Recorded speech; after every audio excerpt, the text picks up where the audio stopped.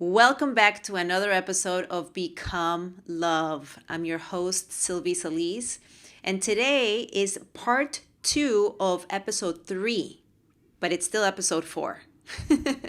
So I'm going to talk about today. I wanted to go deeper into Jesse's and my relationship and what's the one of the ingredients or practices, tools that really helped us to get ourselves into a much more connected relationship and parenting as a team. So it really helped us to take ourselves to the next level of ourselves by doing this one practice, which is absolutely necessary for personal growth, for self-growth when you're doing the work. So last episode, I talked more about my journey into motherhood and becoming parents, Jesse and I, but I didn't really go into the relationship, me and Jesse's relationship. I was just kind of doing an overall story, telling you the story about it. And in this episode, I really want to go more into our relationship and how it shifted when we became parents. So when we became parents, it was all about the self-work, becoming more self-aware. So we practice a lot more self-awareness and doing the self-work necessary to get ourselves into a place of sovereignty, more freedom within ourselves, getting rid of the negativity and the limiting belief programs, because we didn't want to project that into our child.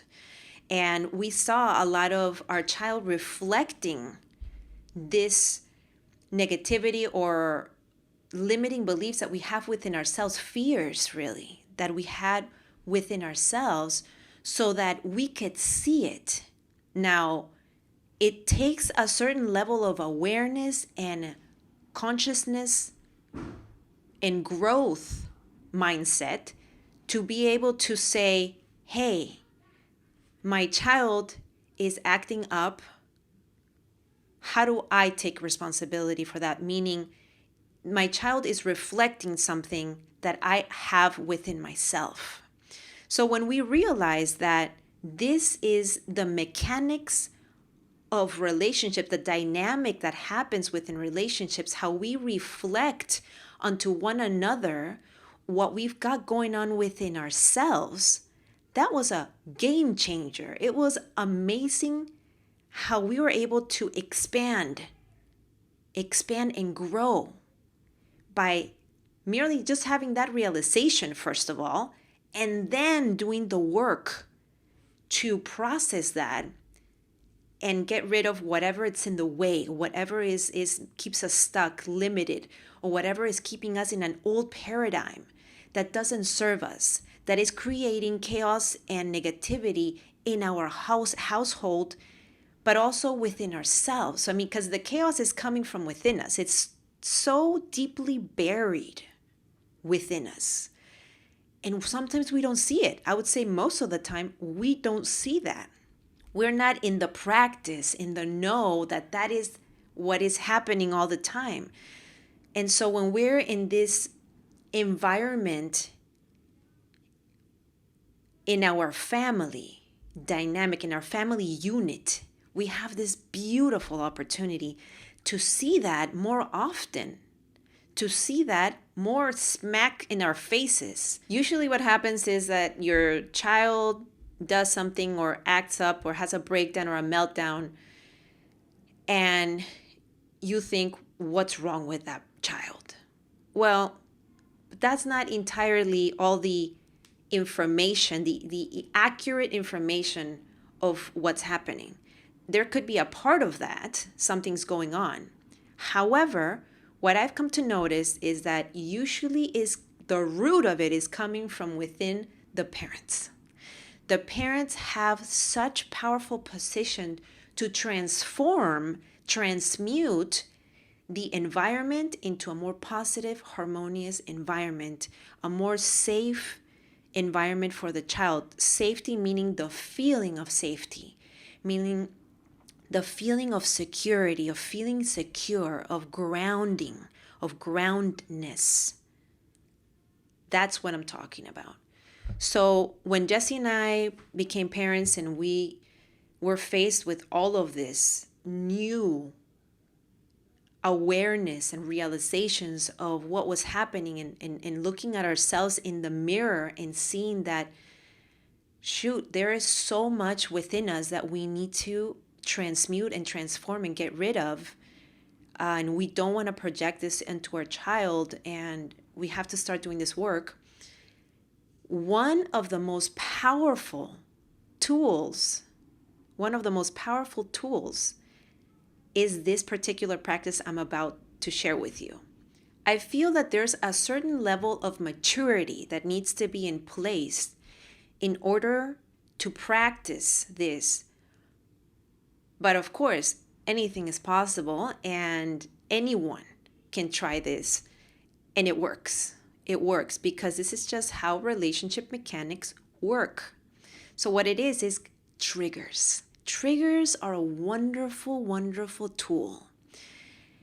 So the thing was that we had agreed and decided and understood and become aware of and realized that anytime one of us got triggered,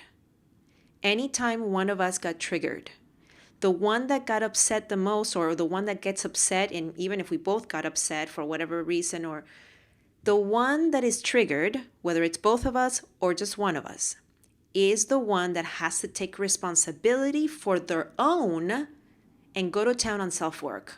Find out what the root is of that trigger. What is the emotion? What am I feeling? Where is this coming from? And go deeper on that. Contemplate on that. Ask for assistance to the universe, source, God, whatever you want to call it. Bring me more information, in other words, to understand the truth, meaning the root behind what is coming up for me. Because when we get triggered, it's usually linked to a fear, an unconscious fear that we've got within ourselves. And right away, the first thing we do is have a negative interpretation. And when we have the negative interpretation, the ego, at ego consciousness, we want to blame it to the other, right? We want to say, you did this to me. It's your fault. Why are you making me feel like this? However, at a much more evolved, love-based frequency, consciousness, we say, oh, shoot, I'm triggered, I'm mad, I'm upset. I take full responsibility for this because I know it's coming from within me. Like there's something inside me that needs to be faced, that needs to get processed. And I'm going to find out where this is coming from. This whole perspective, process, practice, awareness, self-awareness, practice, process, completely transformed ourselves and our relationship, because as you're doing the self-work, as you are getting rid of this negative, distorted information within yourself, you're facing the fear, you're processing it, you're getting rid of it, you become more stable, you become more literally light. And I don't mean like the light that's shining up, meaning like you feel a lot lighter. You feel a lot more clear. You don't take things personal because you are taking responsibility for your content, for your data stream, for your participation, what you bring to the table. Taking responsibility for your own participation, taking responsibility for what you bring to the table, for what you feel, taking responsibility for what you feel, what you say, is a quality of maturity. It's a quality of growth mindset, of valuing growth, of being able to be teachable, of being able to be open to learning. for a long time, I realized that I had to be perfect. Like I wanted to be perfect. Everything was like, oh no, show perfection, perfection. Until I realized, and this motherhood gave me this opportunity of growth, amazing awakening, until I realized that it is perfectly perfect to be imperfect, and it is in the imperfection that we are going to find the golds to grow. And it is in the mindset of growth where we open ourselves up to learning, to being teachable. That means I can continue to evolve and evolve and evolve. I mean, that's why we're here. We are here, and let us have this very, very clear. You gotta know who you are, and you gotta know why you're here. Who am I? I am consciousness. I am a source player. I am here to learn and to grow. I'm here to learn and to grow. And mistakes and failures are part of this beautiful process of growth. So the more you embrace the imperfection, the mistakes, the failures, and you see it as a beautiful opportunity to grow, to learn, then you're on purpose. You're on purpose. Within relationship, I feel that it's very important for both people to be open to growth, to be committed to growth, to be in a place of willingness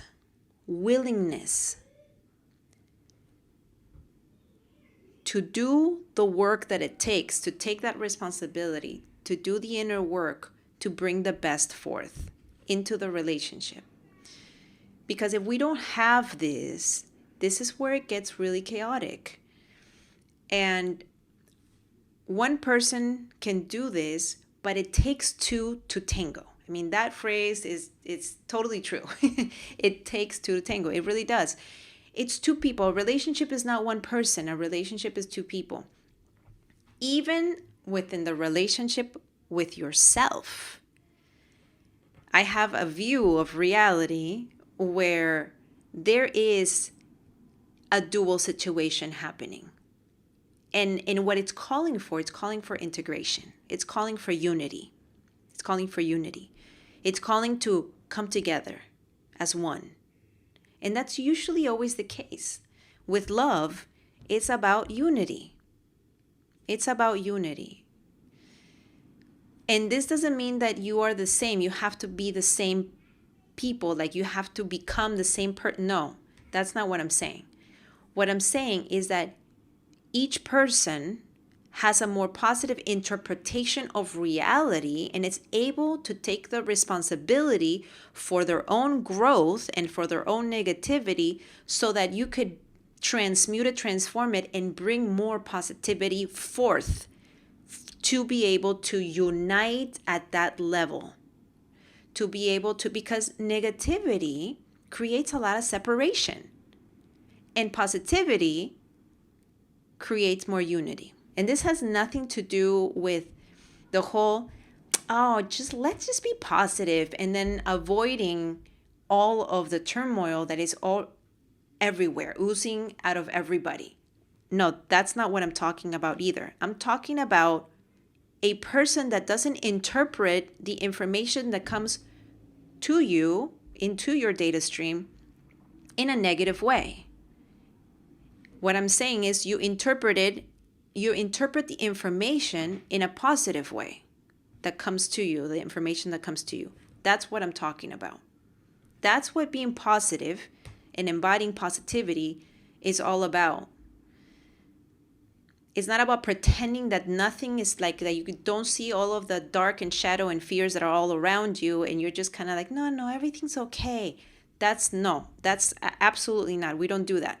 We actually take responsibility for the negativity. We take responsibility for what is actually going on, and we work on it.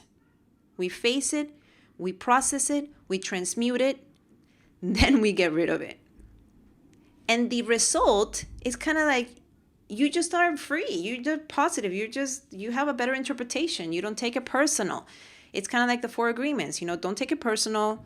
Always do your best. Impeccable speech. And don't assume.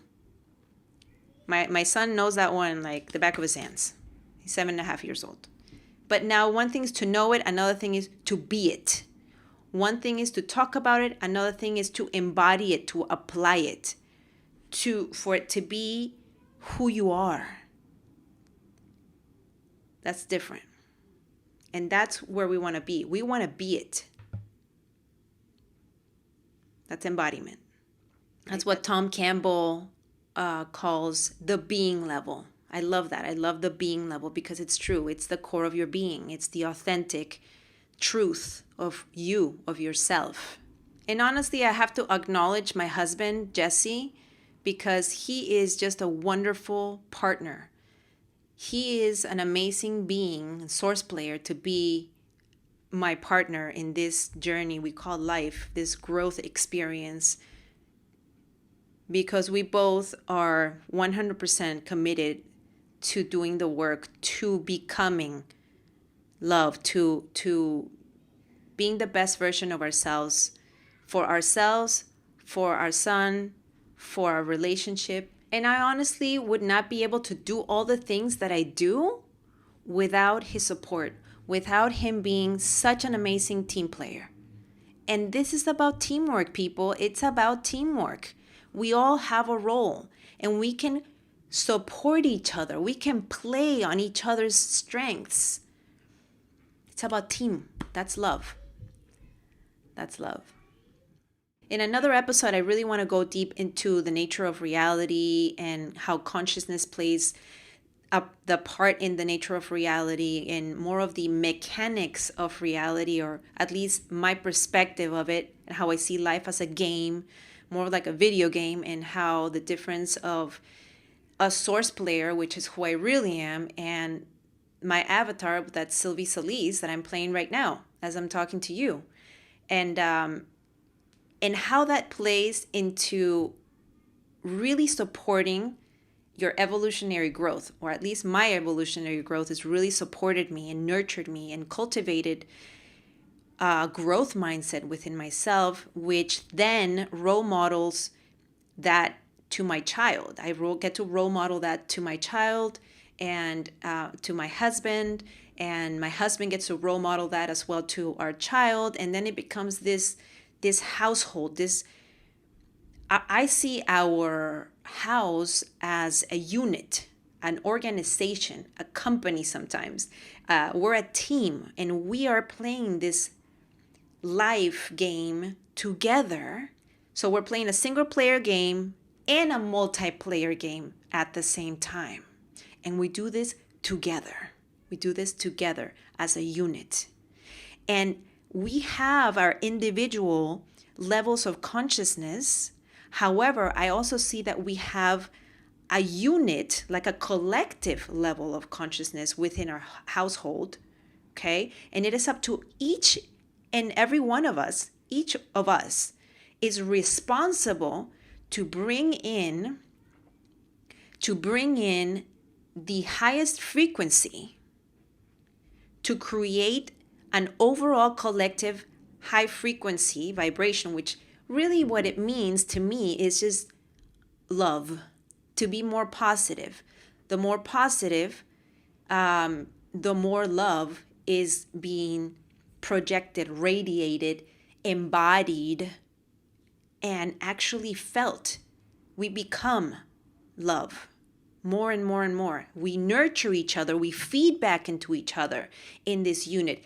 Imagine if all the households, imagine in this entire reality, this whole world, every household had that love-based high frequency. Like, what would this world look like? What would this world be like? I get excited about that. I get so excited about that. The reflection of the world is in our hands, is within ourselves.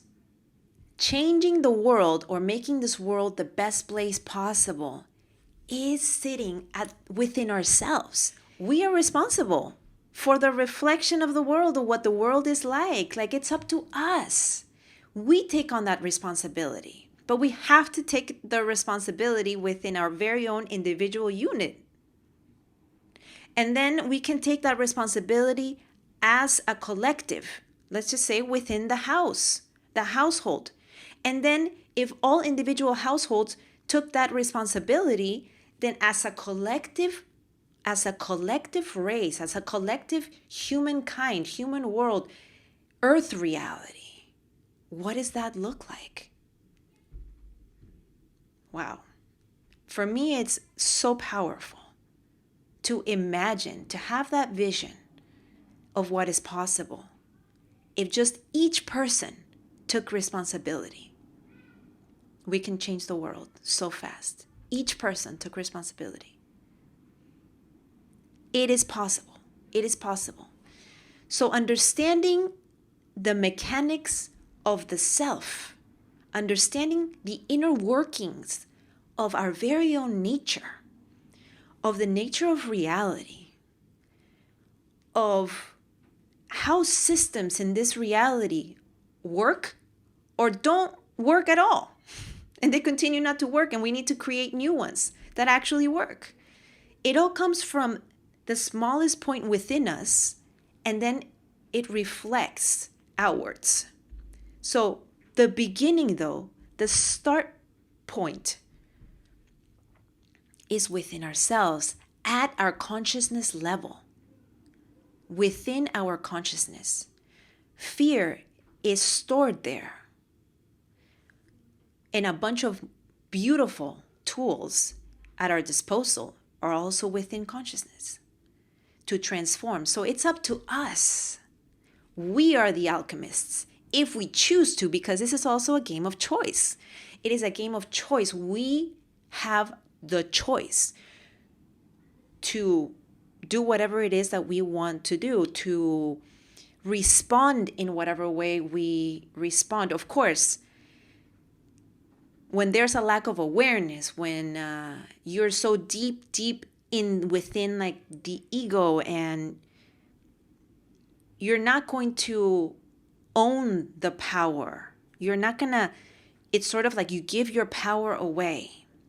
So the mastery is in taking that power back and then getting into the path of evolving the quality of our consciousness, of understanding the bigger picture, of understanding the inner workings of things on a multidimensional level, on a holistic level, not just on the linear, but the non-linear, not just on the intellectual, but on the intuitive level. And then bringing both as one, into one strong wholeness, whole integrated unit. And then we come together as integrated units into a collective, let's just say a family system unit, and then we integrate ourselves with that.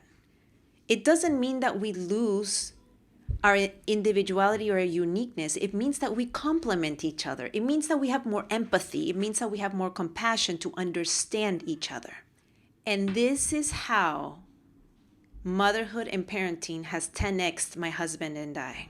Because we came into a push, a pull, a calling that we answered to become more self-aware, to do the self-work ourselves within ourselves. Through the power of love, we were ignited with this love from our child. And we could not, for the life of us, we could not project all of this negativity or distorted information we carried, fears, to our child. We took responsibility.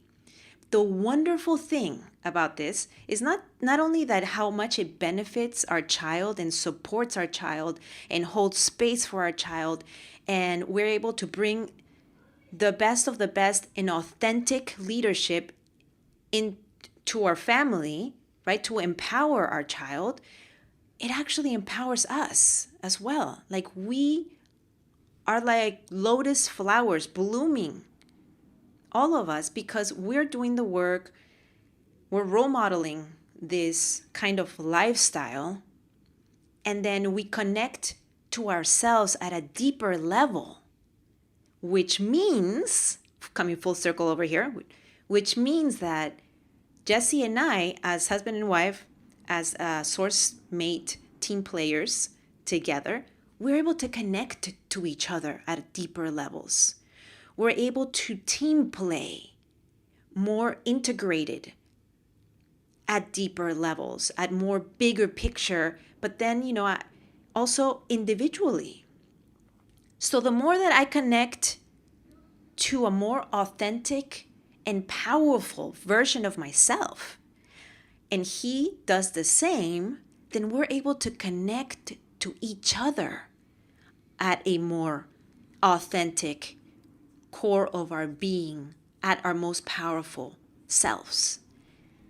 What comes out of that is just amazing. It's more powerful. It's more love-based. It's more inspiring to us as individuals, as within the relationship. The relationship evolves in itself. It becomes bigger than us. There is a larger collective purpose to us being in relationship. It's not just for us, it's for the world.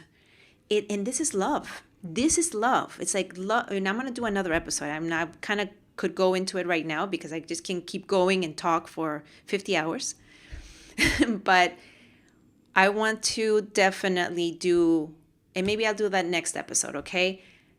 Let's talk about love, baby. I just want to talk about love and the qualities of love so that we could have a tangible, more visual, perhaps, and even clear view of what it takes to embody love and what love is, the qualities of love. What does it look like, right? What does it feel like?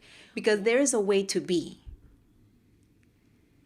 Now, if you hear some sounds going around here, it's because my husband and my son are playing Lego missions over in the next room. And I can kind of hear it. But this is my life. I totally love the way things are. So to recap, the focus today was really to bring more awareness to this one thing that you can do to practice self-awareness and to take responsibility for the trigger. Take responsibility for the trigger. It's wonderful, though, if both partners, both people within the relationship or the marriage can be on the same plane and on the same page on this practice. Okay, if you're triggered, then get to stepping on the self-work. Okay, take responsibility for that because something's there for you. It's like a gift. And if I get triggered, well, I know what to do too. I'm gonna be like, where's this coming from? So we don't take it personal. It's not about each other. Meaning, like, it's not about, the other person did this. No, it's not about that. It's always about, where is this coming from within me?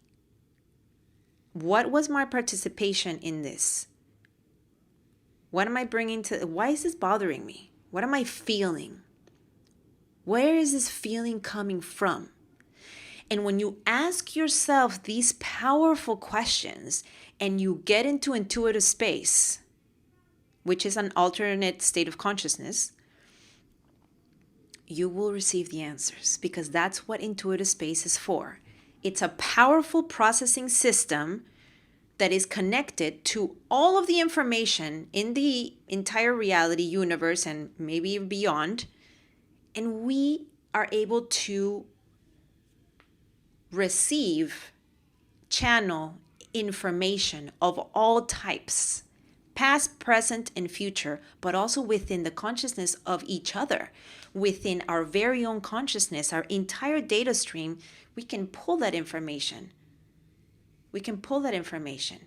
And from the databases of the universe, we can extract that information, bring it forth into our awareness. so that we can deepen ourselves within that information and get a better understanding. When we get to the truth of things, it's because we finally understand the root of something. When we understand the root of something, we get to the truth. And the truth, my friends, my source player friends, will set you free. Why? Why does the truth set you free? Because there's nowhere else to go. That's like the clearest and the most clarity you will gain of something that is, you're like, oh, that's why. Well, that makes sense. Oh. And then the burden you kept carrying within yourself without going deep into the information, like bothers you and it can eat you up. You're like, da, da, da, da, da, da, because there's no understanding. There's no understanding of the root of it, of why it's like that. Where's that coming from? So having a lot of clarity, clear information, it makes you feel like, it makes you feel light. The opposite of that would be feeling dense and heavy. And that's when everything is murky. It's just so murky. You can't even see past, it's like you can't even see past your eyes right here, right in front of your eyes. You're just like, no. You're kind of blinded, but the blind leading the blind. You're like, no, it's not like that. I can't see it. No, and it's dark. And when it's dark, you start to think about, like you start to imagine the worst things and the scariest things. And like you hear a sound and you think like, the monster's about to come here and eat me. And then you turn on the lights and then it was like a mosquito that, like, I don't know. That's not a good example, but, or it was like, I don't know, something that fell because something, however it happened. I mean, it could be like the wind knocked something out. I mean, this is like a metaphor. All of these are metaphors, really. It's a metaphor for when we're in the dark and what happens, and then when we're in the light and we're like, it's different. It's a different view of reality. And this is what I'm talking about. It's about the lens of reality that you are experiencing life through. And there are multiple lenses, just like in a camera. Like right now, I'm shooting with a way better lens that can grab more information and give me a better picture. The same thing happens with us and interpretations of reality, how we interpret reality within the experience that we have, within the environment that we're in. What lens of reality are you wearing within yourself? Do you have within yourself? I'm not just talking about your eyes. I'm talking about your mind, right? I keep saying this as if the mind's right there. The mind's not right there. For those of you listening in the audio only, I was pointing at my head, right? The brain part. But as a source player, I know that this is just a computation, a localized way of interpreting this physical reality. Now, the mind, in my personal experience and opinion, is everywhere. There is no localized place. So my dear source players, I hope this information serves you, and please let me know in the comments if you try all this, how it goes for you. I'm really curious. I want to know. If you have any comments or questions, leave them below. And if you're watching on YouTube, in the comments section. If you're listening on iTunes and you're resonating with this content, with this podcast, with this information, be sure to leave me a 5-star review so we can spread the word of consciousness growth and of love and just, of freedom within ourselves, all of us. If you're watching this on YouTube and you like this video, press the like button. Okay? And be sure to subscribe. Also, if you're loving this information and you want to go even deeper, I invite you to subscribe to my free weekly email newsletter where I send a mentoring bit audio and give you one golden nugget, one tip, one insight, some perspective that will really help you, support you in your journey of developing your intuition, optimizing your relationships, all your relationships, starting with the one with yourself, and and most of all, your embodiment of love, which is really why we're all here. Sending you so much love and clarity. Until next episode.